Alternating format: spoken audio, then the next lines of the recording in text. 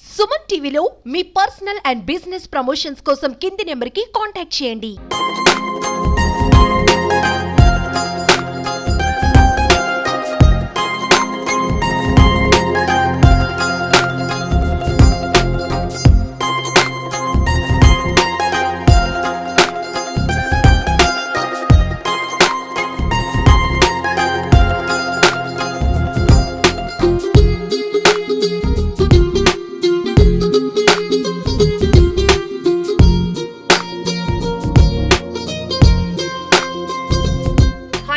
నమస్తే, welcome to Suman TV. ఏంటి లక్ష్మి ఈరోజు ఎవరినో ఆర్టిస్ట్ ని పరిచయం చేయబోతోంది. చక్కగా ఆయన డ్రాయింగ్ వేస్తున్నారు అనుకుంటున్నారా?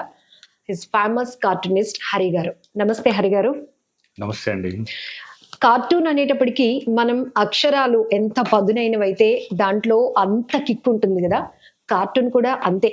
ఎందుకంటే కార్టూన్ మనల్ని నవ్విస్తోంది, ఒక రాజకీయ నాయకుడి వైఫల్యాన్ని ఎత్తి చూపిస్తుంది, సొసైటీలో ఉన్న సమస్యను కూడా చూపిస్తోంది అందరికీ. ఎందుకంటే దానికి ఒక పరిష్కారం కూడా రావాలి కాబట్టి. ఇలా కార్టూన్ చాలా చాలా ప్రభావితం చేస్తుంది అని మనందరికీ తెలుసు.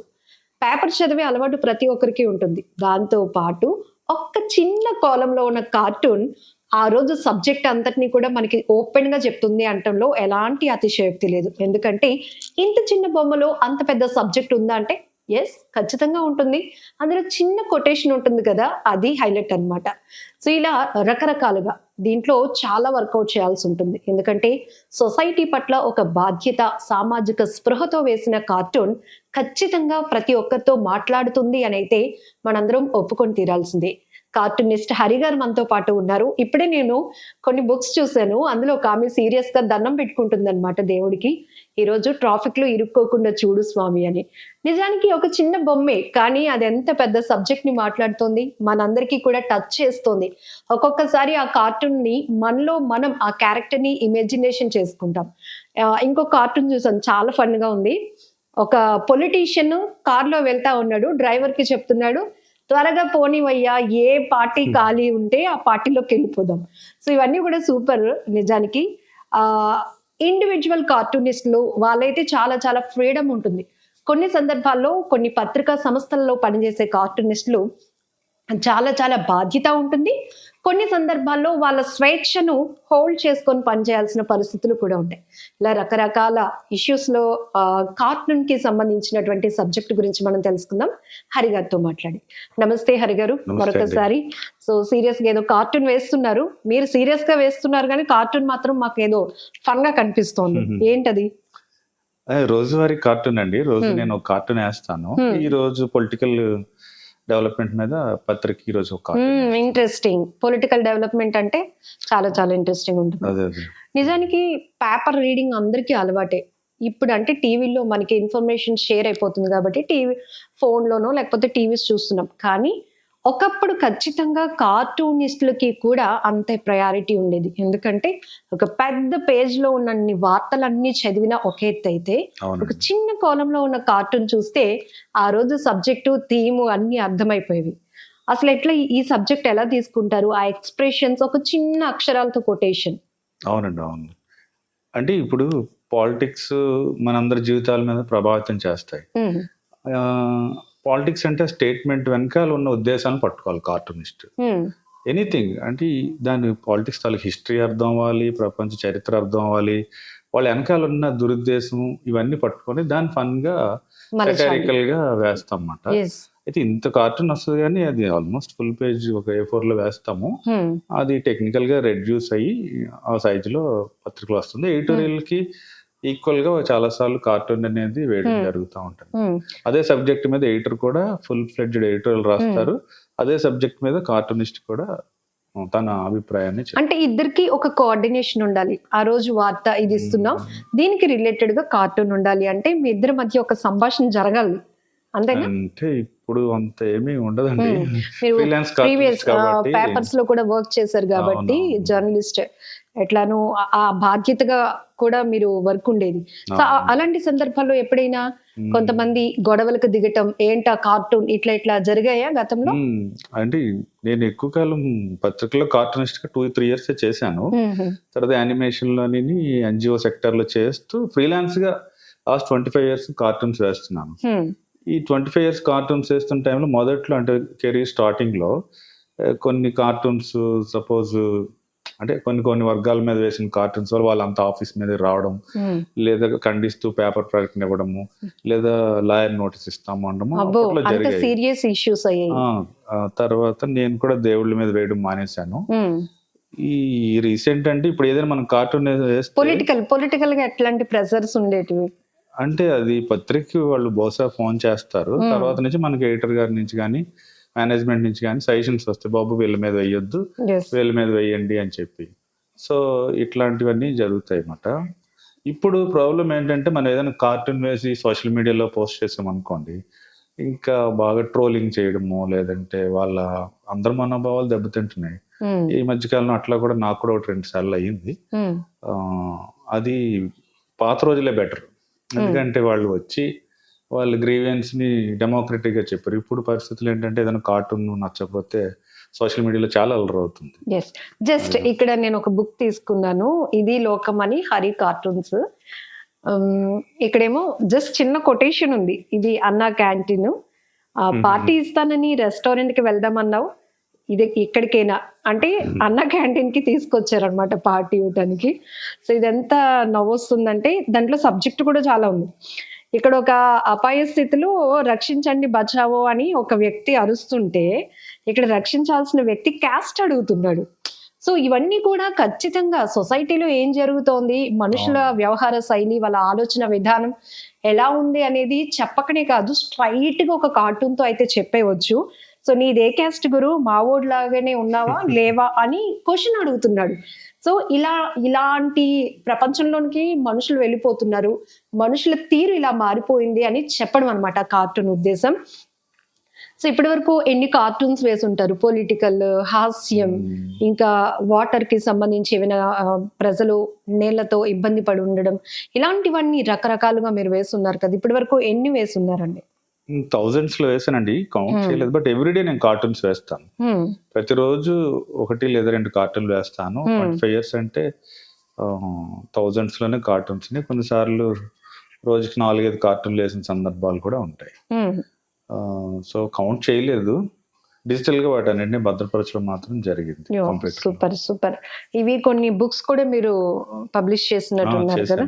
చాలా అంటే పొలిటికల్ డైవర్షన్ తీసుకున్నప్పుడు పొలిటీషియన్ ఆ రోజు ఒక రాజకీయ నాయకుడి అభిప్రాయం కావచ్చు, అతని వ్యక్తిగతం చెప్పే ప్రయత్నంలో చాలా కేర్ తీసుకోవాల్సి వస్తుంది. 100% అది అందరికి కనెక్ట్ కూడా అవ్వాలి.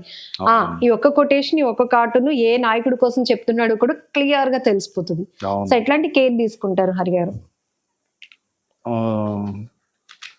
అంటే కేర్ తీసుకోవడం అంటే యాక్చువల్గా మన నాయకులు మనల్ని అందరిని మోసం చేస్తున్నట్టే, ప్రజలందరూ వాళ్ళ పథకాల ద్వారా వాళ్ళ డైవర్ట్ చేస్తా ఉన్నారు ప్రజల్ని, ఏదో ఒక మాయ మాటలు చెప్తా ఉన్నారు. అది కార్టూనిస్ట్ గ్రహించేస్తాడు, ప్రజలు గ్రహిస్తున్నారు, ఇప్పుడు అందరూ తెలివి మీరుతారు కాబట్టి దాని మీద ఒక సెటైర్ వేస్తాను. అది ఆ కార్టూన్ నేను చూసాను. అంటే ఒక పొలిటీషియన్ వెళ్ళిపోతూ ఉంటే ఒక ఆమె ఒక పెట్ ని అట్లా పట్టుకొని వెళ్తూ ఉంటే దొంగ అని బౌ అని కుక్క అరుస్తుంది, తప్పు టామీ అట్లా అరొద్దు అంటే ఉద్దేశం ఏంటండి ఆ కార్టూన్ ఉద్దేశం? అది స్మెల్ చేసింది అంటే మన చుట్టూ ఎక్కువ మంది పొలిటీషియన్స్ సరిగా లేరన్న ఉద్దేశాన్ని నేను ఆ కార్టూన్ ద్వారా చెప్పదలిచాను. సో కొంచెం అవేర్ గా ఉండండి, మంచి పొలిటీషియన్స్ ఎన్నుకుంటే మంచి డెమోక్రసీ ఉంటుంది, మంచి పరిపాలన ఉంటుంది, మనందరికి బాగుంటుందని. సో అట్లానే పొలిటీషియన్స్ ద్వేషించేది ఏమి ఉండదు. కార్టూనిస్టులు అన్ని రకాల వాళ్ళని మనము చేంజ్ ని కోరుకుంటాము సమాజంలో. దాన్ని మీరు అన్నారు కదా, క్యాస్ట్ మీద అంత పిచ్చి ఉండకూడదు. అట్లాగే వాటర్ ప్రాబ్లము లేదా ఇంకా ట్రాఫిక్ గురించి ఇవన్నీ కూడా బాగుంటేనే కదా మనిషి లైఫ్ చాలా బాగుంటుంది. మంచి పాలిటిక్స్ ఉంటే మంచి లైఫ్ ఉంటుంది.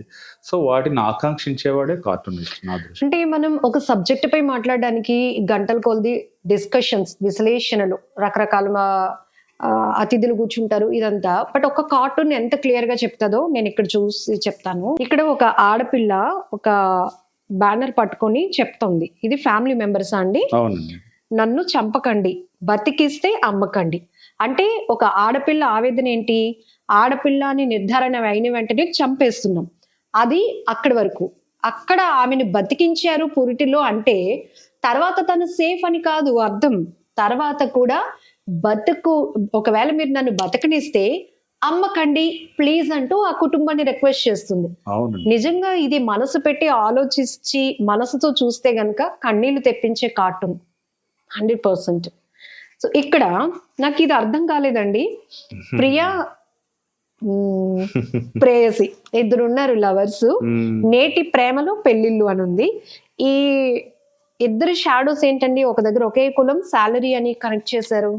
అంటే ఈ నవేడేస్ ప్రేమలు కూడా ఏంటంటే కమర్షియల్ అయిపోయాయండి నా ఉద్దేశం. అంటే సేమ్ క్యాస్ట్ అనేది చూసుకొని ప్రేమించడము, ఆమెకు కూడా జాబ్ ఉంటేనే ఈయన ప్రేమిస్తున్నాడు, ఈయన జాబ్ ఉంటేనే ఆమె ప్రేమిస్తుంది. పూర్వం అలా లేదు కదా, అవి చూసుకొని చేస్తారు. అంటే ఇక్కడ మీ ఉద్దేశం మనుషులు ఒక రకంగా ప్రదర్శిస్తే తమ వ్యక్తిత్వాలు, వాళ్ళలో ఇన్నర్ ఫీలింగ్స్ అనేవి ఒక రకం కోరుకుంటున్నాయి. మీకు అసలు కార్టూన్స్ వేయాలి అనే ఇంట్రెస్ట్ ఎప్పటి నుంచి వచ్చింది? ఎక్కడైనా మీరు ఇన్స్పైర్ అయ్యారా? అంటే హై స్కూల్ డేస్ నుంచి నేను లిటరేచర్ చదివేవాడిని, తెలుగు లిటరేచర్ అంతా చదివేవాడిని. ఆ లిటరేచర్ వల్ల అలాగే పాలిటిక్స్ లో తిరిగేవాడిని, స్టూడెంట్స్ మూవ్మెంట్ లో తిరిగేవాడిని. దానివల్ల ఎక్స్ప్రెషన్ అంటే పోయిటరీ రాసేవాడిని, కథలు రాసేవాడిని, కార్టూన్స్ వేసేవాడిని. ఇది నాకు బాగా కనెక్ట్ అయింది. అంటే కార్టూన్స్ ద్వారా ఎక్స్ప్రెషన్ ని ఫాస్ట్ గా అట్రాక్టివ్ గా చేయొచ్చు అన్నది నాకు అర్థమైంది. సో అట్లా డ్రాయింగ్ అనేది ఇంకా అది కూడా కొంత వచ్చి సొంతంగానే ప్రాక్టీస్ చేశాను. మామూలు రెగ్యులర్ డ్రాయింగ్ కూడా నేను ఏం పెద్దగా నేర్చుకోలేదు, సొంతంగా ప్రాక్టీస్ చేసి అట్లా కార్టూన్స్ పేపర్లు పంపించేవాడిని. 10th క్లాస్లో నా ఫస్ట్ కార్టూన్ వచ్చింది. ఇంకంతే, ఒకసారి కార్టూన్ వస్తే ప్రమాదం, ఇంకస్తమానం పత్రికలు పంపడం అట్లాగా. కార్టూన్ లో ఉన్న స్పెషాలిటీ ఏంటంటే ఎక్స్ప్రెషన్స్, ఆ బొమ్మలో అది ఎలా మీకు మీరు ఊహించుకుంటారా, ఇమాజినేషన్ చేసుకుంటారా? మనం ఇలా వేస్తే ఆ ఎక్స్ప్రెషన్స్ కానీ వాళ్ళ బాడీ స్ట్రక్చర్ కానీ పబ్లిక్ కనెక్ట్ అవుతారు అని ఎలా? అదే కార్టూన్ వేసినప్పుడు చూసుకుంటాను, అదే పాఠకుడికి ఇది ఎలా కనెక్ట్ అవుతుంది, ఎలా నవ్వు పుట్టిస్తుంది, ఎలా అట్రాక్ట్ చేస్తుంది అనేది ఎక్కువ చూసుకుంటాను. ఎక్స్ప్రెషన్స్ నేను కొంత యానిమేషన్ లో వర్క్ చేసి ఉన్నాను కాబట్టి, యానిమేషన్ మీరు చూడండి ఎక్స్ప్రెషన్స్ హైగా ఉంటాయి, నార్మల్ గా ఉండవు. టామ్ అండ్ జెర్రీ చూడండి, మీకు కళ్ళు ఇలా బయటకు వచ్చేసి ఇలా పెట్టి ఇలా అని ఇలా ఉంటాయి. సో అందుకని కొంత నా కార్టూన్ లో యానిమేటెడ్ ఎక్స్ప్రెషన్స్ కొద్దిగా మరీ ఎక్కువ చేస్తే బాగోదు, అది యానిమేటెడ్ కార్టూన్ అయిపోతుంది. పెడతాను, అవి ఉంటేనే జనం చూస్తారు. ఇప్పుడు ఈ రోజుల్లో కార్టూన్ ఆకట్టుకోవాలంటే చాలా ఉన్నాయి, ఎందుకంటే ఒక సోషల్ మీడియా, ఒక మీమ్స్, ఇన్ని ఉన్నాయి. అయితే వాటి ప్రత్యేకత వేరు, కార్టూన్ ప్రత్యేకత వేరు. Cartoon is a one poetry, దాని వెనకాల చాలా ఫిలాసఫీ ఉంటుంది, దాని వెనకాల చాలా సెటైర్ ఉంటుంది, దాని వెనకాల చాలా ఆకాంక్ష ఉంటుంది, ఇలా ఉంటే బాగుంటుందని. దురదృష్టవశాత్తు ఏంటంటే కార్టూన్ తాలూకా స్థాయిని తగ్గించే పనులు చాలా మంది చేస్తున్నారు. అంటే కార్టూన్ ని ఆయా పత్రికల అవసరాలకి, ఎవరి మీద కోపం తీర్చుకోవడానికి వాడుతున్నారు. అట్లా కాకుండా కార్టూన్ ఒక నోబెల్ కాజ్ తో వాడితే, నోబెల్ కాజ్ తో చేస్తే బాగుంటుంది. నేను ఒక కార్టూన్ చూసాను హరి గారు, ఇప్పుడు మీరు ఇచ్చిన ఈ 4 books లోనే ఒక పొలిటీషియన్ ఒక పెద్ద చైర్ లో రిలాక్స్ గా కూర్చున్నాడు, ఎదురుగుంటే కెమెరా పెట్టారు, అంటే అక్కడ ఏదో ఇంటర్వ్యూ అవుతుంది. వాట్ ఈస్ యువర్ గోల్ అని కెమెరామెన్ రిపోర్టర్ అడిగినట్టున్నాడు. బాగా డబ్బు ఖర్చు పెట్టాను కాబట్టి బాగా డబ్బు సంపాదించడమే, దిస్ ఈస్ మై గోల్ అంటే క్లియర్ గా అక్కడ స్టేట్మెంట్ వచ్చేసింది అనమాట. ఇలాంటి ఐడియాస్ ఎలా వస్తాయి? జనరల్ గా న్యూస్ పేపర్ చదువుతాను, జనాలు కూడా స్టడీ చేస్తా ఉంటాను, ఎవ్రీథింగ్ చూస్తానండి. న్యూస్ పేపర్స్ చూస్తాను, అలాగే టీవీ ఛానల్స్ చూస్తాను, సినిమాలు చూస్తాను, స్టోరీస్ చదువుతాను, అందరితో మాట్లాడతాను, పబ్లిక్ తోని. ఒక ట్రైన్ లో వెళ్ళినా, బస్ లో వెళ్ళినా మాట్లాడతాను, వాళ్ళు ఎలా బిహేవ్ చేస్తారు తెలుసుకోవాలి. అంటే కరెంట్ ఇష్యూస్, ఇప్పుడు సొసైటీ దేంతో సఫర్ అవుతున్నారు, పబ్లిక్ ఇష్యూస్ కూడా తెలుసుకోవాలంటే పబ్లిక్ లో మనం వెళ్ళాలి. జనరల్ గా నేను బస్ ఎక్కి వెళ్తాను, ట్రైన్ లో అని, ఎక్కడ వెళ్ళినా ఎవరైనా కొత్త వాళ్ళతో మాట్లాడతాను, అది నాకు ఇంట్రెస్ట్. అంటే యాజ్ ఎ రైటర్ గా ఇంట్రెస్ట్, వాళ్ళు ఎలా మాట్లాడుతాను. నా డైలాగ్స్ కూడా కామన్ పీపుల్ మాట్లాడుకున్నట్టు ఉంటాయి, అంటే ఏదో పడికట్టు పదాల్లో కాకుండా కామన్ మ్యాన్ ఎలా అంటే అర్థం అవ్వాలి కదా. జర్నలిజం భాష మాట్లాడితే కొంతమందికి రాదు, తెలియదు కూడా కొన్ని పదాలు అనేవి. థ్యాంక్ యూ సో మచ్ అండి. నమస్తే.